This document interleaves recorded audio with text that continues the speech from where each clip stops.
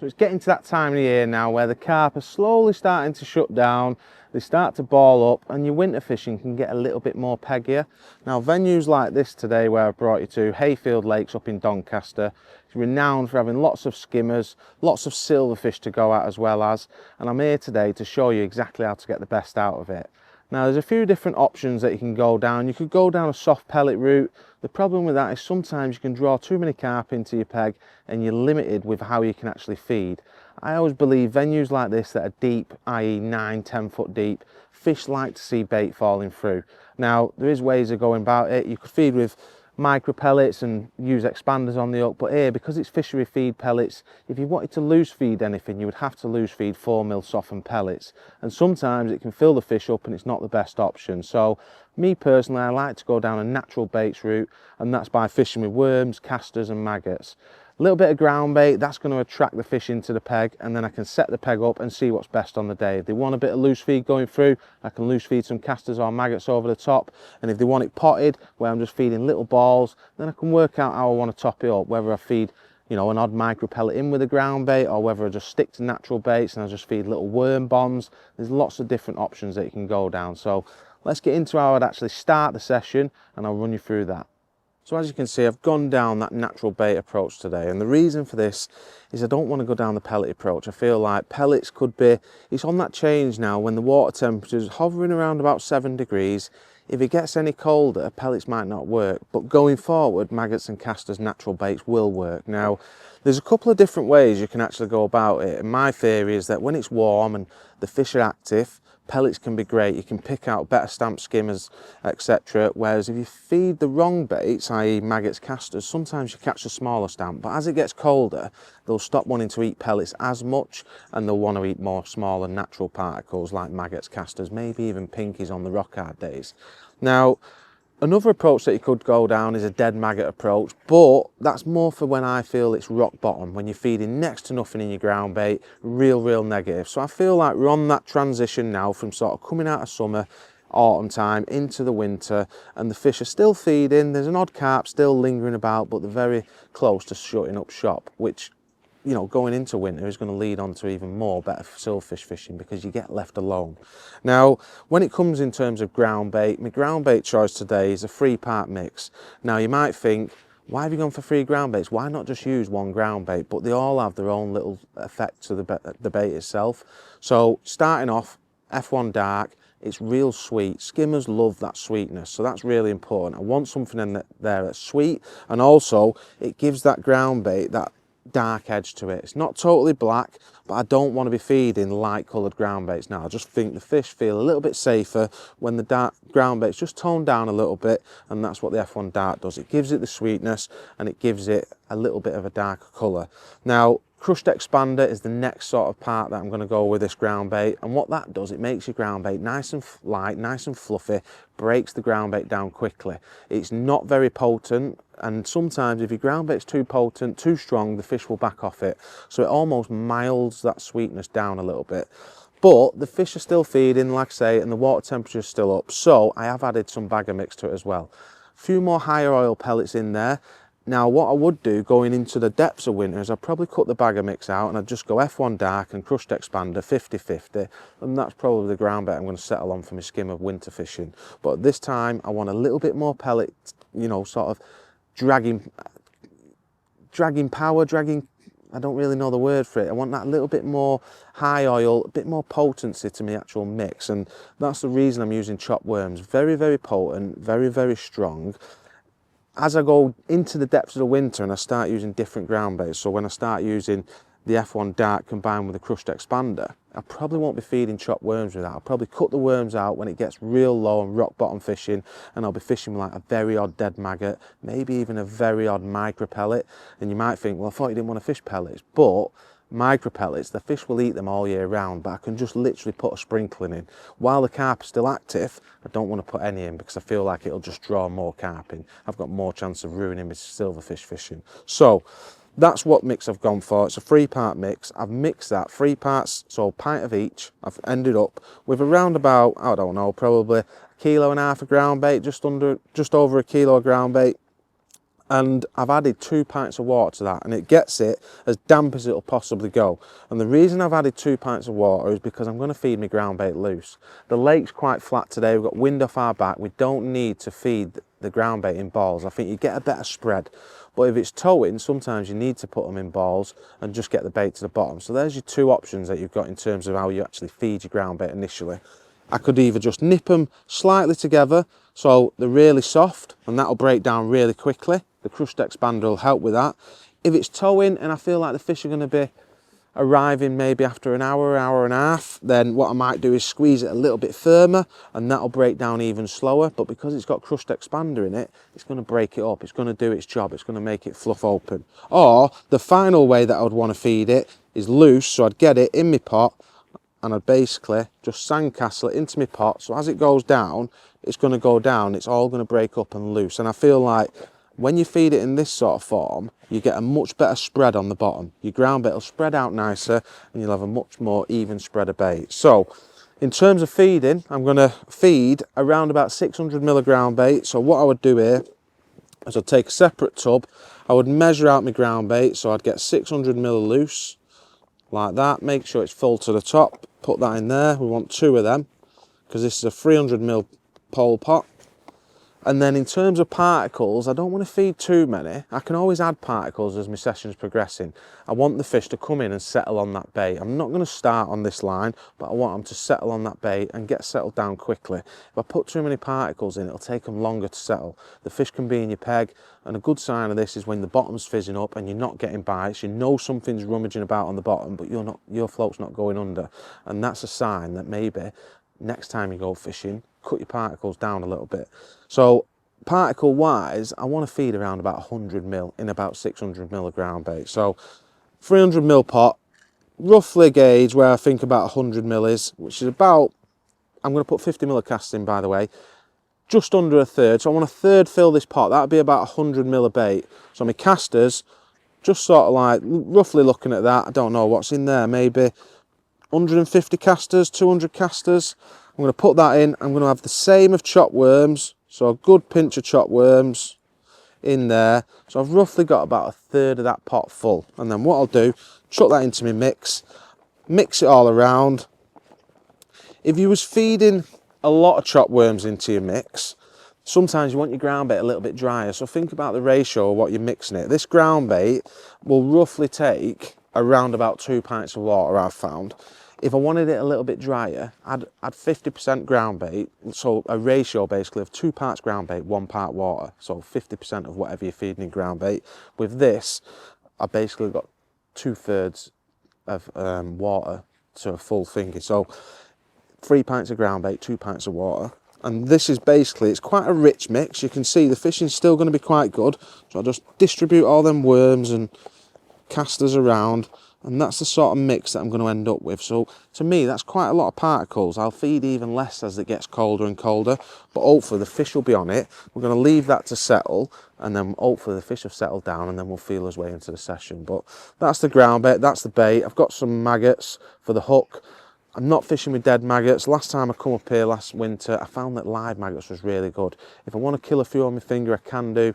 As it gets colder, I might feed a few dead maggots in there as well. But today I'm using quite aggressive baits in terms of casters and worms. I'm not going down a maggot and pinky route or anything like that, because I want to try and catch some decent stamp fish. I don't want to attract the wrong fish into my peg, so I don't want to be feeding any live maggots.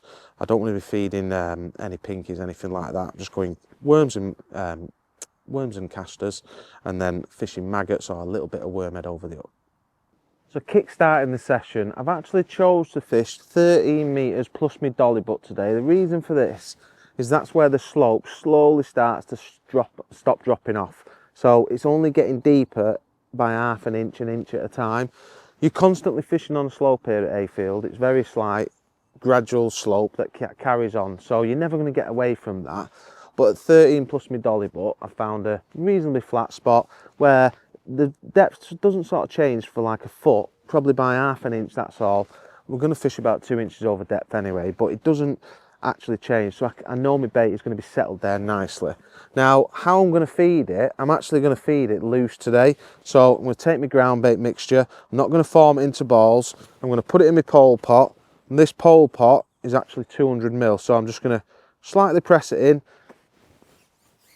get out there, look at my marker. My marker here is got a big nice patch of white water, but there's also an angler sat right in front of me, and I can use the back of him. If he decides to pack up, then I can use the reed bed as well. So I've sort of got 3 good markers to fish in. So what I'm going to do, I'm going to fish on my bump bar, but I'm going to feed it on the end of my elbow. So I'm probably going to be I can fish off the back edge of it if need be.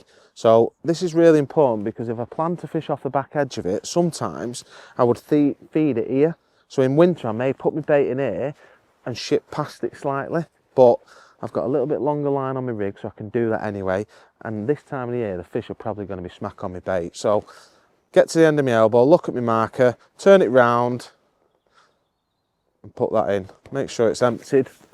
That's the first lot in. Going to get a nice cloud coming off that, which is going to make it easy for the fish to spot. So the fish might come onto it pretty quickly. We'll put another pot of that in. So that's 200 mil that we've fed up to now. This will be 400 mil. So let's get that in. Same again, edge of my elbow. Not going to try and spread it out too much, because over 9-10 foot of water, it's going to spread itself. So turn that pot around again.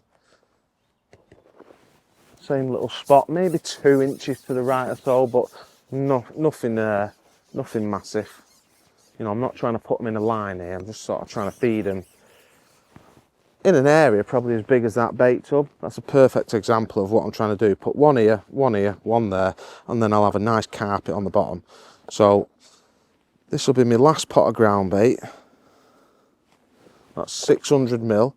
If I fed like 800 mil, 1000 mil, all it might mean is that the fish just take longer to settle. If I feed one pot, what that might mean then is the fish might come on it quickly, but they might run out of bait quickly. So I want to initially lay a bit of bait down, because I don't feel like skimmers love lots of ground bait going on top of their head. So if they come in and clear me out and eat it all pretty quickly, I want to make sure that bait's going to last a little bit.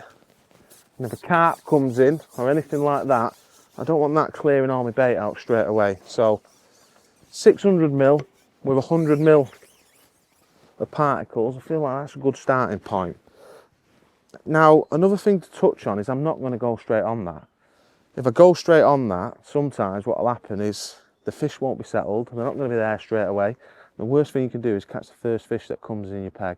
So we're going to leave that, let it settle, and then when it's time, we'll go on it and have a look. So we've fed the peg, it's perfect time while we're waiting for that to settle, just to talk about the rig itself. Rig-wise, you don't want to fish too light of elastics, I've found. When you're fishing these deep waters, what's important is that you've got elastic with a little bit of backbone that you can actually set the hook.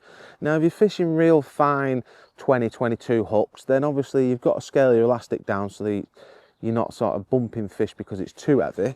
But I'm fishing an 18's F1 maggot today, which is miles strong enough for the elastic I'm fishing. So I've got yellow hydro in there, through a long kit, so I've got a match kit in here, which is perfect for my silverfish fishing, nice and light.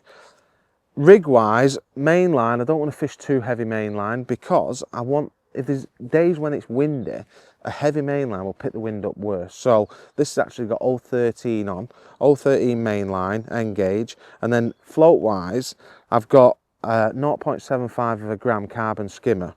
Now, most of the time I would fish with like a gram and a half, but the conditions are perfect today. I can get away with 0.75, I'm going to do it. It's going to give me more options, my bait's going to fall a little bit slower, and the fish are basically going to see it easier. So the lighter you can fish, the more bites you will get. So that's the reason I've gone for 0.75 of a gram. But typically here at Hayfield, if there's a bit of wind on it, you're going to probably need a gram, maybe even a gram and a half. Moving down, I've got a simple bulk. So I've got a bulker shot. I've just got number 8s there and a couple of number 9s just to tweak it. I've got a bulker shot, don't really need an Olivet. And the reason for that is I always feel if you can get away with a shot rig, sometimes it's nicer and better than fishing with an Olivet. I just feel like you get miles more bites doing it. I don't know why, it's just a bit more inline maybe, it's not as bulky and heavy. And then coming down, I've got 3 number 10 droppers, so about 6-7 inches below that bulk, I've got my first dropper, number 10. Coming down again, about another 6-7 inch, I've got another number 10. Same again, about 7 inches, I've got another number 10. And then about 7 inches from my hook, I've got my actual last shot.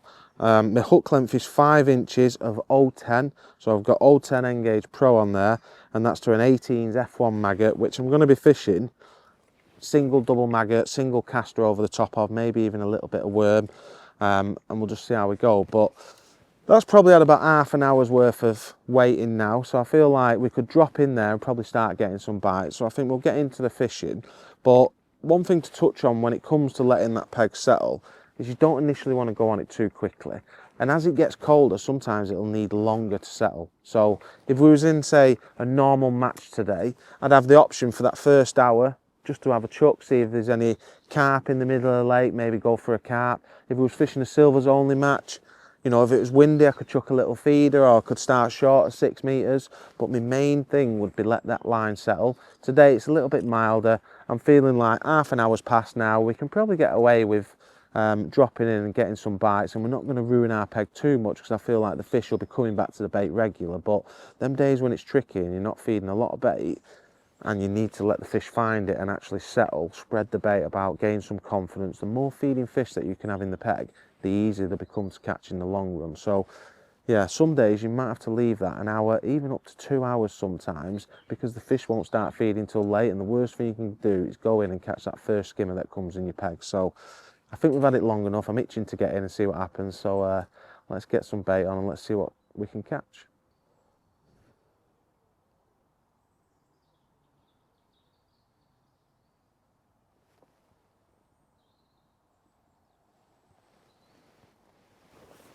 There we go. It's first bite of the day. Looks like a skimmer.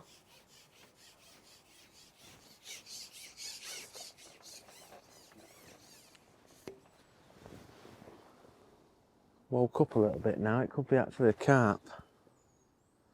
Been in there about 10 minutes up to now. Yeah, I think this is a carp. Been in there about 10 minutes before it's gone under.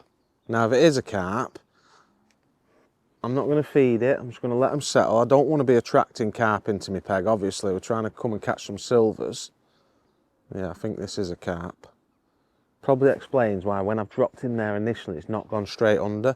I was thinking half an hour might be long enough, but maybe we needed a little bit more. But when you do come to these venues and they're full of carp, obviously with it being still mild, they're going to still be relatively active, you know, coming and having a look at the bait, etc. The colder it goes, you know, the less activity you'll get from these. But it's always good if we can get this fish out of his peg. Oh, it's actually a Carasio. Big Carasio as well. I thought it was actually a carp. This is actually a noted peg for the Carasios in the summer. I don't know if they allow them on some silverfish matches, but cracking fish to start with. Probably £3 to be honest. But the skimmers ain't going to like him being sat there, so it's a good thing that we've got him out of his peg. Hopefully now we'll go back in and we start getting little runs of skimmers. But the next thing I need to think about, obviously I'm not going to put him in the net, we'll let him go. The next thing we need to think about is topping up and stuff. Now initially, when I do this style of fishing, see, I'd have lost that fish. I'd have thought it was a skimmer with a slime that is left on my rig. So double maggot on, something nice and visible. We might get bites a little bit quicker now because we've got that fish out of his peg. Maybe it's a day though where, you know, we might have needed, it's got a little tangle there. Maybe it's a day where I needed to let it settle for that little bit longer, but first bite, interesting, Carasio. Hopefully now we'll be able to go in there and start catching a few skimmers. But like I say, I'm not going to top up or anything like that. I don't want to be attracting any more of them in the peg. Skimmers like it where they can settle over a bait and graze. There's two options. I could either loose feed casters, but with a lot of roach topping today, I feel like that could attract the roach. So maybe just potting rich balls of ground bait with particles in will be the way to go. So let's see what next chuck brings. Well, that's his first bite, probably 40 minutes since we fed it. Took about 10 minutes, I reckon, to get that first bite. So obviously, I was thinking at first, oh, I've not let these fish settle enough. But that probably explains why we didn't drop in and get one straight away, because that would probably sat there. So hopefully now he's out of the way. There's not a big gang of them, hopefully.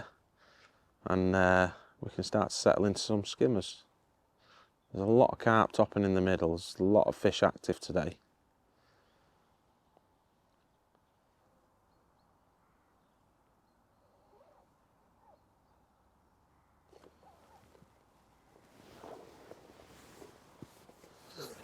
There we go. It probably took about 3 or 4 minutes that time. But we've had another bite. This one don't feel carpy or crasso-y. Hopefully it's a skimmer.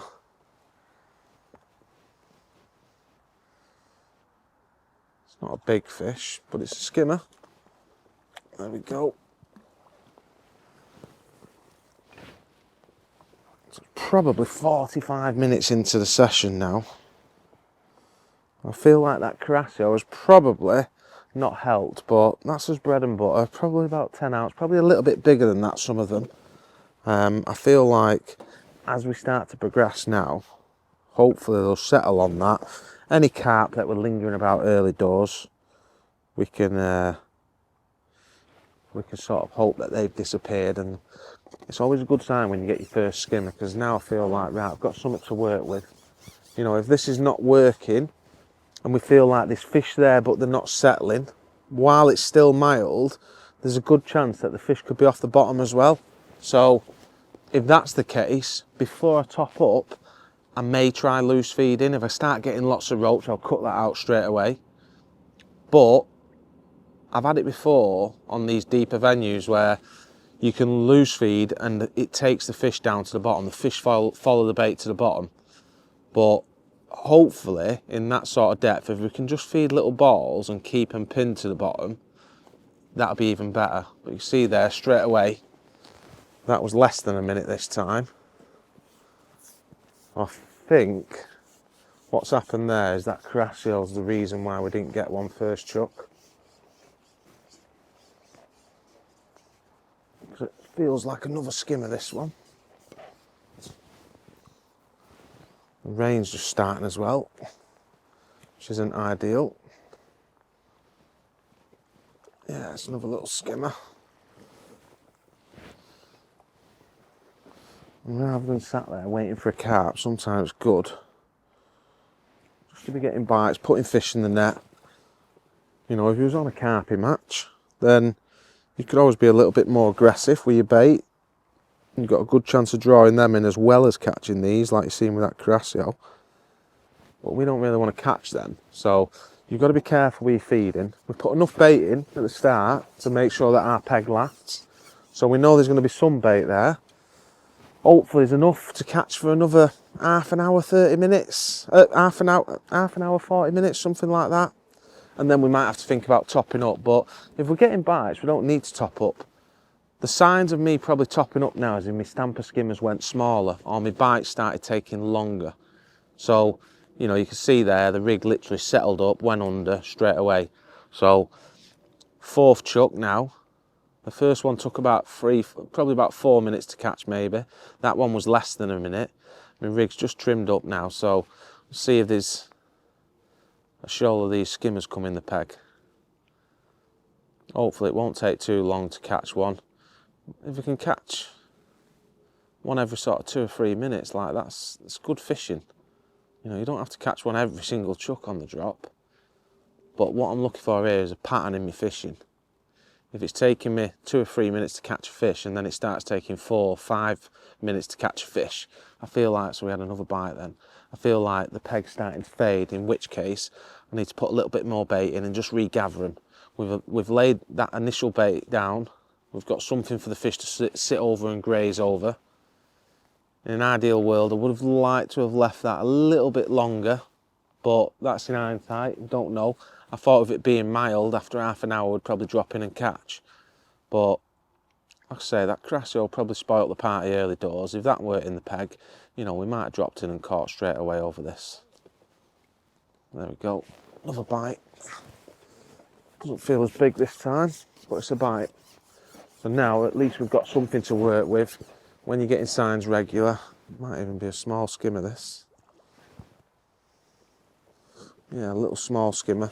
So you can imagine if my stamp started, say I was catching them better fish and my stamp started going to this, that would probably be a telltale sign that we need to start topping up again. But start of the session, I'm not going to, you know, use that as an example just yet because we're still sort of waiting for the fish to settle on it properly. So we'll persevere fishing this for a bit, and then when it comes time to top up, you know, we'll consider our options. Like I say, I've got two options really. I can loose feed bait to try and keep the fish coming and try and draw more fish into the peg, which could lead to drawing carp and Crassios into the peg also, and maybe roach. And you might think, well, if you're fishing for silvers, what's bad about roach? Obviously, to catch big weights and do well, the skimmer's going to weigh more. So ideally, say you was fishing a silverfish match here at Hayfield, you might need 30 to 50 pounds to win. You're not going to catch 50 pound of roach, but you could easily catch 50 pound of skimmers if they're a pound a piece on average. So you've got to target the right species, especially if you're match fishing. You know, if you just want to come and have a nice day's roach fishing, then you could fish a little bit shorter and loose feed casters on that slope where it's not as deep, and you'd probably catch a lot more roach by fishing a bit closer in. But we're looking for skimmers today, so now this is either a big skimmer or it's a carp. When I first hooked it, it felt like a skimmer. There is some 3-4 pound bream in here, but I'm getting the feeling this could be a carp again, which is not great because we don't want them coming in and unsettling the skimmers. This is probably the reason as well why I'd not opt to fish pellets, because I feel like they're probably going to draw a lot of carp into your peg, especially when they're still active.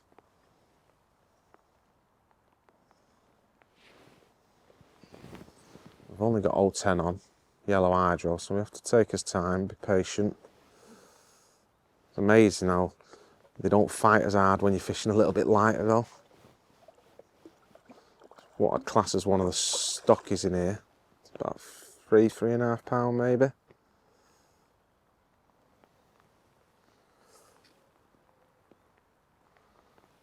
Here it comes.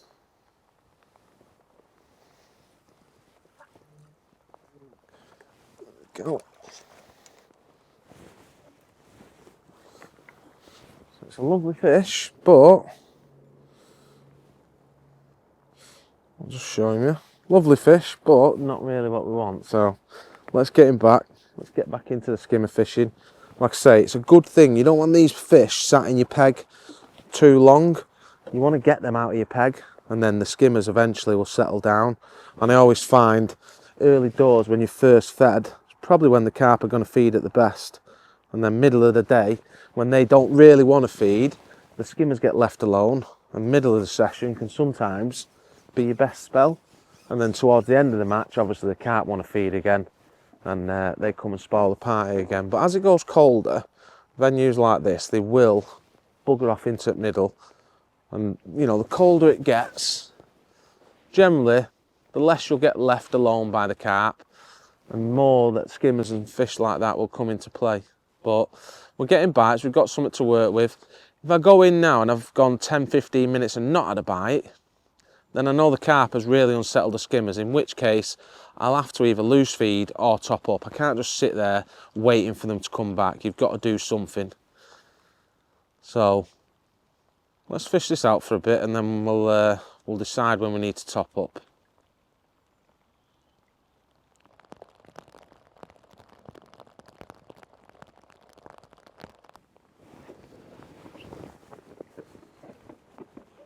There's another fish. Now what I've just done, after catching that carp, we had 2 or 3 skimmers quite slowly, but then all of a sudden it just seemed to like slow up, and I just got the feeling they've not ate all that bait. There's no way they've ate all that ground bait. So I picked the catapult up, thought I'll just loose feed and see what happens. And the last 2 chuck-ins, we've gone and caught 2 fish pretty quickly again. So I feel like the fish, because it's still mild, they probably sat off the bottom a little bit, or when the carp come in the peg, they probably just rise up off the bottom out of the way and let the carp get to it. And you can see there, it's probably 14-ounce skimmer. Got a little belly on them. They're definitely like the fish that we're trying to target. You'll get a lot around that mark here at Hayfield. You get some 3-4 pounders as well, but they're sort of like your bonus fish. So the reason I've started to loose feed is I don't want to top up and draw carp straight back into my peg. So by loose feeding, I can spread the bait about naturally, not on purpose, but when you're loose feeding at 30 metres, your bait's naturally going to spread a little bit. But what it does, it allows the skimmers to graze, and I think that's a good thing. When you're trying to catch a lot of fish, I think the fish grazing, it allows you to catch them a little bit quicker. So all I've been doing, putting my rig in my rest, and then every chuck, probably like 20 casters, not loads, just enough to spread it over an area. And if I can help it, it's always better to feed slightly shorter than your float than past your float. You don't want to be pushing them fish further down the slope. So there, just as my rig's trimming up now, I feel like the skimmers are sat off the bottom and they're following the bait down. There's a bite. I feel like when you pot ground bait in, you might get to the point where we top up and we catch 2 or 3 fish, and then you've got to feed again. So it's working out the right amount of bait to actually feed. But at the minute, if we can just loose feed and catch them, it's a lot easier than worrying about how much bait shall I put in my mix, how big a ball of ground bait should I feed. Like, loose feeding can be a great way of attracting skimmers. The only downside sometimes to loose feed is you can attract a lot of roach, but initially there's a few roach topping near me float and stuff. I thought if I start loose feeding, I might start getting mithered by them, but I'm not, so that's a good thing. You know, hopefully we'll be able to just loose feed and catch these skimmers. And then if this runs out, then I'm going to have to feed some ground bait to recongregate them. But because we put that decent amount of 600 ground bait in at the start, I feel like there's plenty of bait for the fish to sort of hover around. At least for an hour and a half, 2 hours or so. And then we might have to start thinking about topping up. But just get my bait. Get my rig, put it in line, so it's going to settle up right on top of that bait. Pick my catapult up with like 20 casters, loose feed them, and then just relax my pole tip, just so that my float can trim up. It's just settling up now, right on top of that bait. I reckon my bait's probably in the last 6 inches of water now, probably just touching the bottom.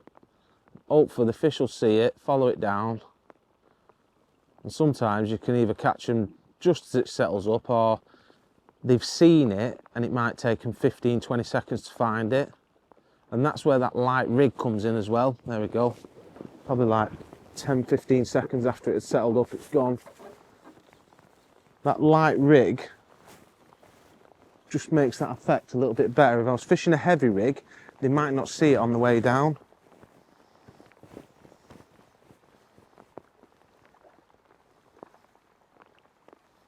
Like, there's so many silvers in these lakes. They get disregarded all summer, and all they're doing is just packing weight on.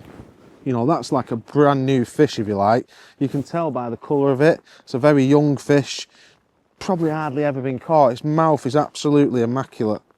Probably hardly ever seen a hook, because all year people are coming on here fishing 6 and 8 mil pellets. These type of fish are just absolutely thriving. It's not as big, probably only like 8-9 ounce, that one, but now we've got something to work with. So my next option now is, when this sort of fades, I need to know how much to top up. So I'll talk you through that. When it comes to actually topping the rig up, topping the swim up, which I'm not going to do at the minute because I don't need to, and I might not need to all day. I might just be able to loose feed and keep bringing fish into the peg. So just get some casters out there. when it comes to topping back up, obviously, I've fed my peg initially with loose ground bait.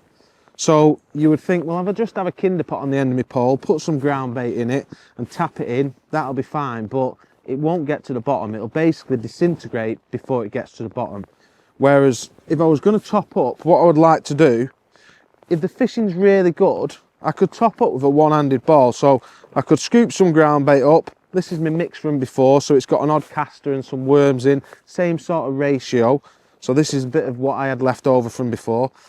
I could get a one-handed ball and I could top it up like that. Sort of 2 little squeezes, make it into like a little sausage, get that down to the bottom, and by the time it's broke up, I'm probably going to have enough bait to last me maybe 10-15 minutes. The fish could probably eat that quicker if the fishing's really good. You might catch 3 or 4 skimmers in that period and then you've got to top up again. Or if the fishing's a little bit trickier and it's a little bit colder, just literally feeding something like the size of a conker, that might catch you 2 or 3 fish. But when the fishing's this good and you're catching fish within a minute, 2 minutes of going in there and you're basically getting a bite of chuck, by loose feeding, you can regulate your peg a lot better. If I'm feeding little balls like this, I'm probably going to end up having to feed them every single chuck or every second or third chuck because they're just going to eat it. And what happens when you feed like this and there's a lot of fish in your peg is they've not got a very big area to actually feed off. So when you're loose feeding, you're fishing over a big area. You know, we've spread that carpet of loose ground bait out.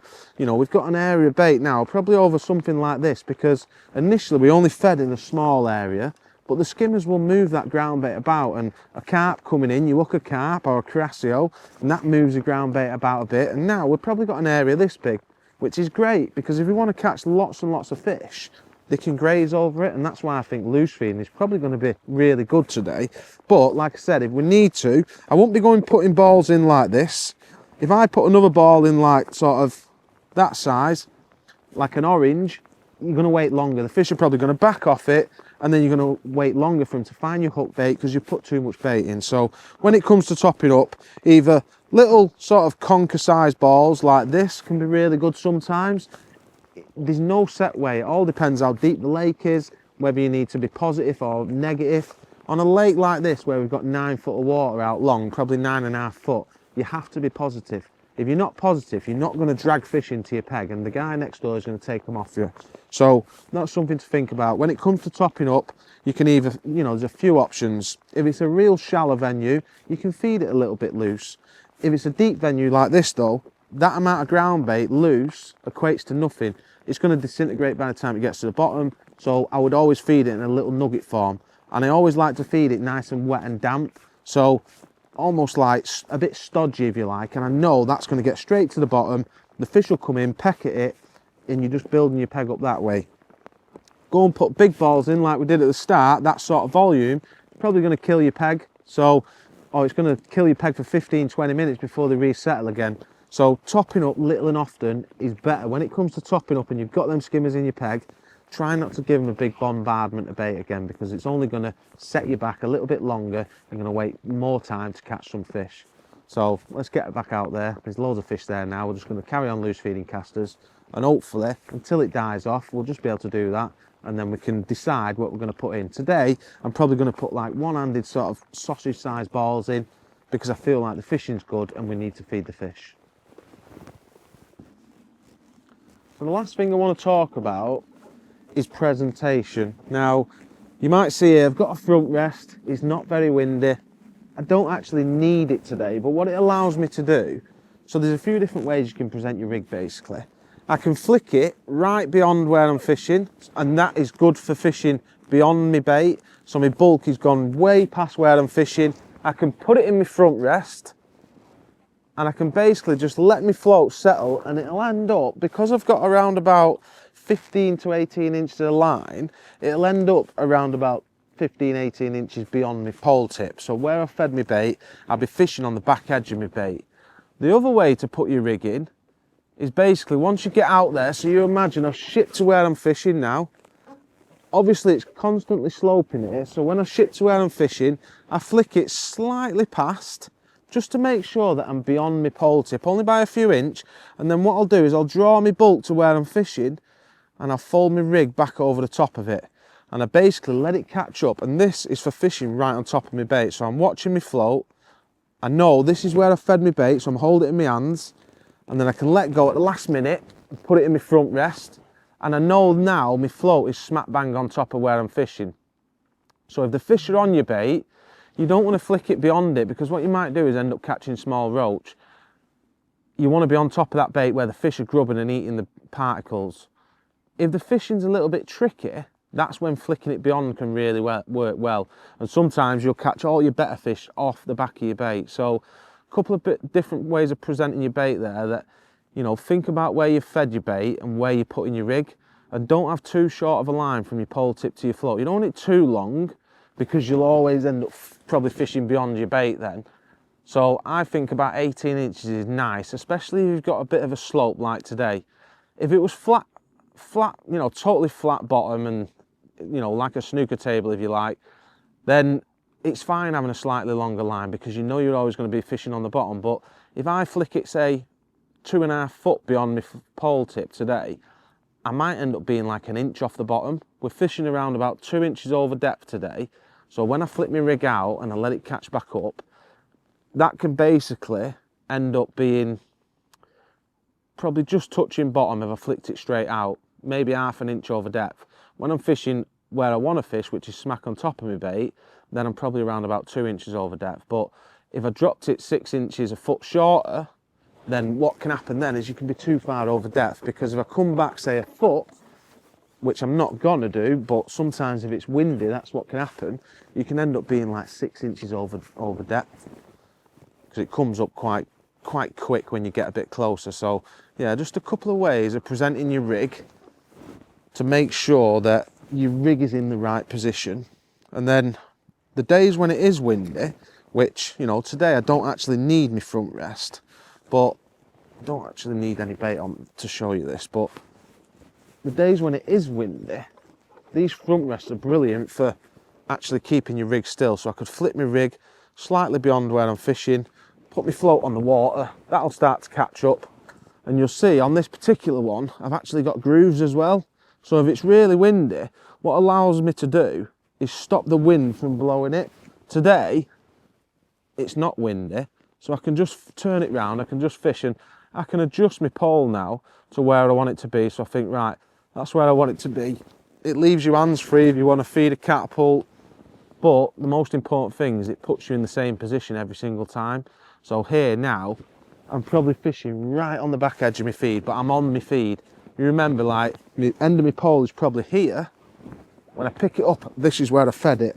So when it's in my front rest, I'm probably like 3 inches past it, which basically will be right on the back edge of that feed by the time it's spread out. So just be aware of that, because you can get bites so much quicker. I've had days when I've fed at 13 metres and not had a bite. I put that dolly butt on the back end, so this little extension here, I might feed here, and I've had days where I ship my pole out that much further and I catch a skimmer or chuck. So just pay attention. Skimmers are very funny fish that sometimes love being on the bait and they'll feed really aggressive, and then other days they hate being on the bait and you've got to fish off the back edge for them.